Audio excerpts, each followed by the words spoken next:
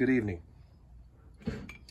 Not a lot of videos online about the Saturn Overdrive doofrappus, and so I wanted to do a little quick video on teardown so that you could see what it looks like other than the Saturn manual that doesn't show much. So basically the symptoms I was dealing with are it wouldn't go into overdrive. I had taken the, you're gonna fall if you keep walking around. I had taken the intermediate gear and the output gear out of a Dana 18 that's in a 1956 CJ-3B, and I had blown teeth out of it, lots of glitter inside the transfer case, but the overdrive was working just fine. I park it, replace the gears, go to drive it, and suddenly I only have direct drive. I can't get it into overdrive. So let's do a quick tear down. Let me show you what I found after much foolery.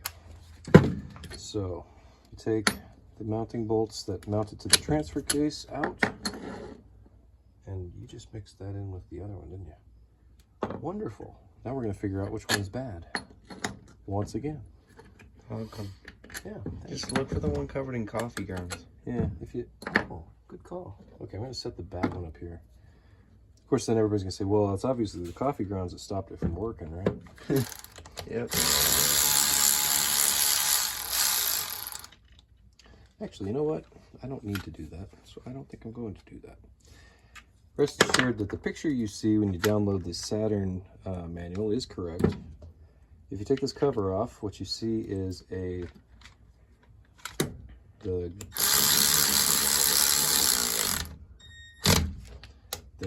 gear with a cotter pin in it, or a nut with a cotter pin on it. That's all you see back there. But if you take these Allen head bolts loose, looks like they are a 3/16, then we're going to see some fun stuff happening here. Now you notice, if I had that hammer,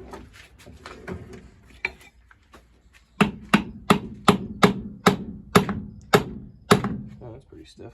I wonder why I'm having trouble right now. Anyway, let's open this thing up. So there's two Allen head bolts on either end of the case, and that will take away the assembly body there, so we can more clearly see what's going on.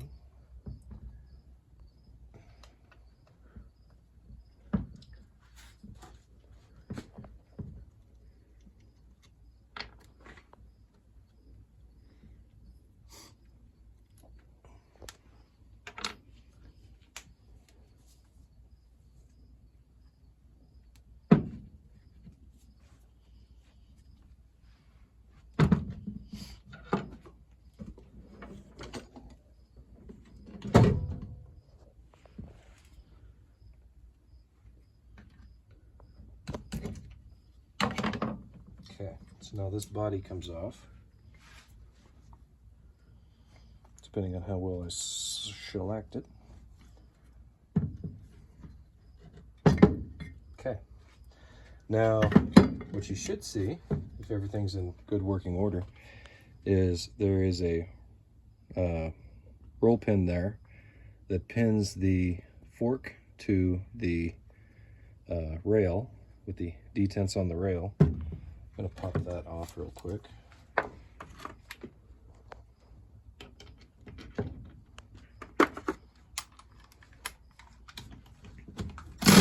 That's really tight. Let's go loosen. That's probably better for it.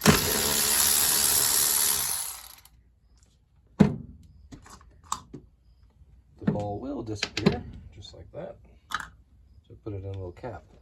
So now that the poppet and the spring are out, we can more see how this is put together. Okay, so you've got the silver gear that has a synchro tab on it, 3 synchro tabs.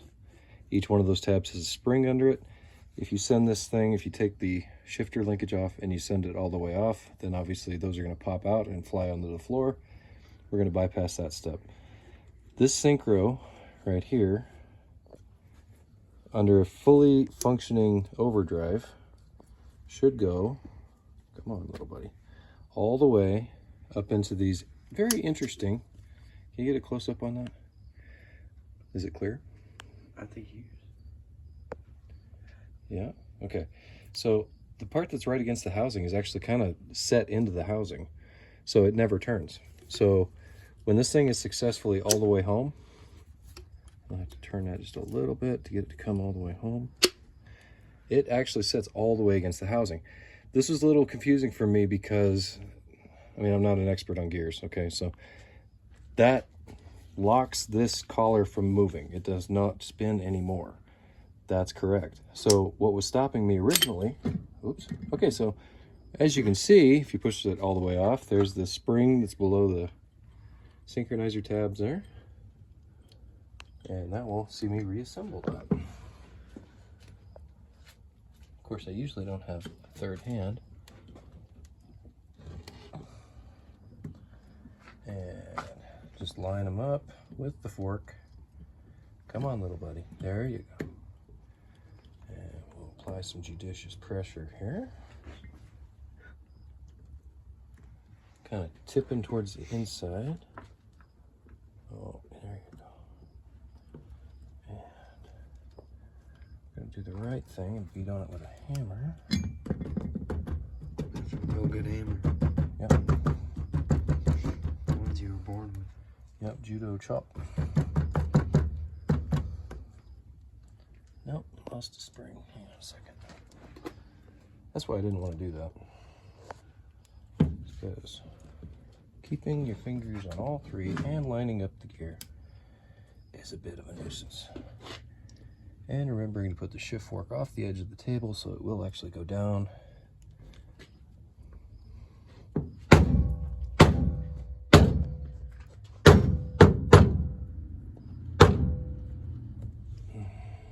on, babe. All right, it's gonna be difficult. Watch yourself.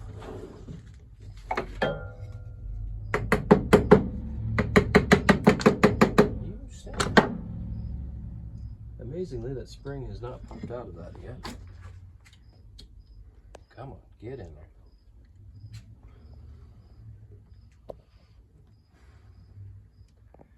With everything lined up, with your freehand thing, go ahead and give that strike right on the brown part. No, right.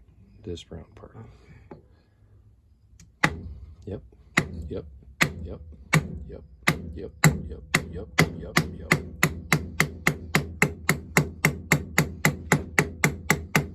There we go, stop. Okay, one more time.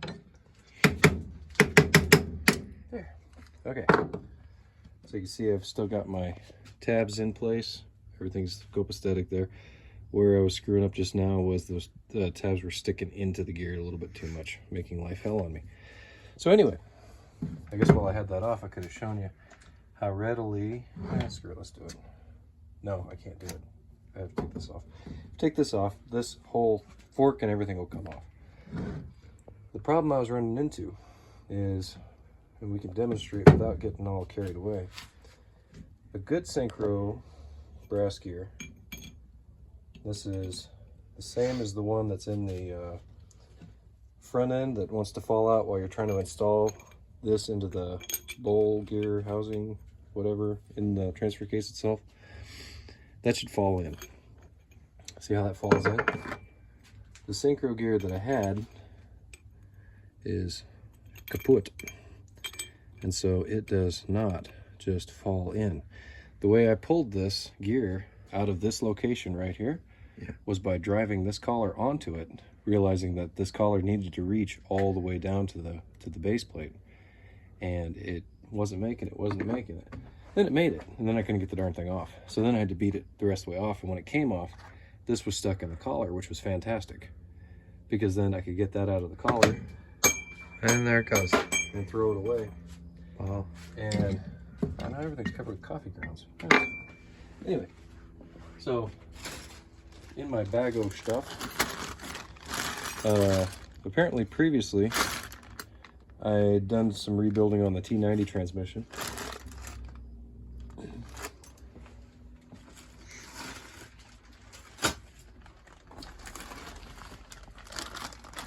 And lo and behold, while I was cleaning house, I thought I had one more extra. Apparently I only had one extra. So I had an extra one of these guys from the T90 transmission, and that just popped right in there, and everything started working just fine on overdrive. The golden halo we needed. The what? The golden halo we needed. Yeah, something like that. So anyway, if you're having trouble with the overdrive not going all the way into, there's a couple things to look out for. First off, as you look at this, let's get a dimension on that in a second. Come on, little buddy, all the way. Okay. So as it sits, if I have a tape measure, I will show you. There we go. So your stick out right here is, call it 3/8 of an inch, give or take.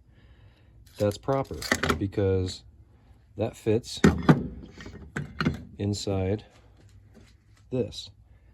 That slides in, so this ends up, you see how these two made up perfectly? They're supposed to. I originally screwed up thinking, because this roll pin had been destroyed, and so this fork was sliding independently of the shift rail it's supposed to be attached to. So what I ended up doing was, not knowing anything, because I hadn't really seen it when it was apart, because there's no videos online yet, until now. If you don't have that, 3/8 stick out there, then you're not going to see the hole that other hole lines up with. So I ended up actually welding this directly to the edge of the fork, which kept me held out right about there, which, given my lack of knowledge that is the entire purpose of the overdrive, is to get locked into those solid gears to prevent this ring from turning, then I put it back together and it did the exact same thing. I had direct drive and no overdrive. And what is going on here? So then I realized that my stick out right here was insufficient. If it's not going all the way into overdrive, you're only going to see 3/4 of an inch sticking out of the back of the housing. Full overdrive is a full inch. If you're not seeing a full inch, you got a problem. Stop and look. So it's very carefully, my friend. Now, right about there is where my detent is for regular drive.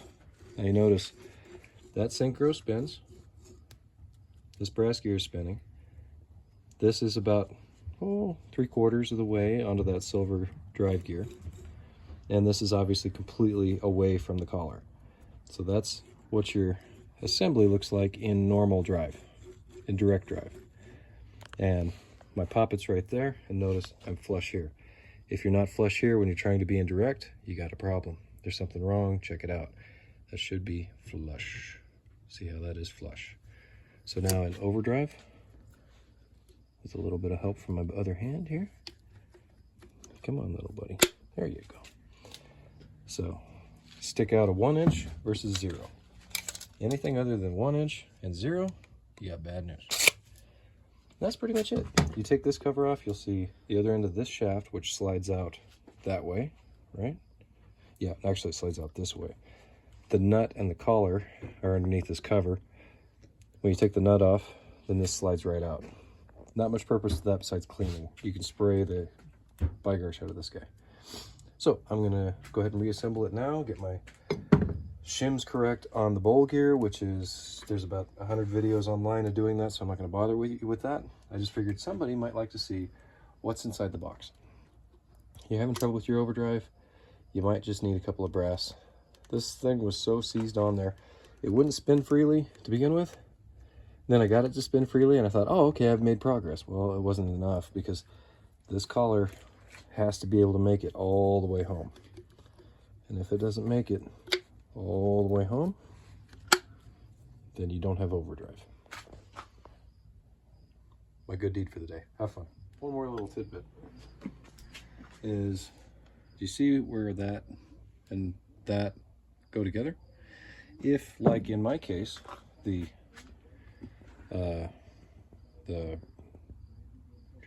drive pin, what do we call this? Roll pin? Roll pin. Yes, roll pin. If the roll pin was sheared off and that allowed things to move around, and then you cleverly drove a roll pin back in, unfortunately, Does this fit? No. Let's use a very absurdly small drill bit. So unfortunately, that is only about a 1/2 inch, and that is much more, by like double, about an inch, 1/2 inch, whatever.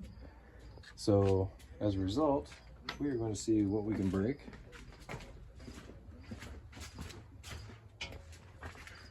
by drilling this puppy out in the drill press. Got it.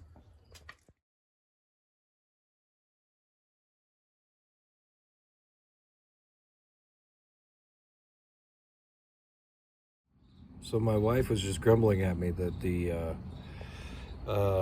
video shouldn't end with, "I wonder if this is going to work." The end of the story is, hi Shayna. Hi. The end of the story is, yes, with much travail, I managed to drill through the roll pin with my dull drill bits. Didn't break any on that try. And then once the roll pin was drilled out, I had to use one size too small that was sharp enough to drill it. So then I worked it out with the proper size drill bit that I could have used the first time if it was sharp, but it wasn't. And so I got that reamed out so that the fork could move freely on that stem that sticks out from the housing, up and down all the way. You test it out once before you put the ball and the spring back in so that you can verify that it's moving freely. If you got to do some sanding and whatever to clean it up, great. Don't forget to spray it out with some carb cleaner, making sure it's good. Whoa, sorry for the extreme close up there. And my runny nose. And then just reassemble, and you should see the stickouts be correct when the entire assembly is assembled. Before you put it back on the transfer case, you should be able to test everything and make sure that it moves the 0 inches and 1 inch that you should see on that shift lever. And that's about it. On the 57th attempt, took Clyde out for a test drive, and it worked fantastic. So hope that helped you.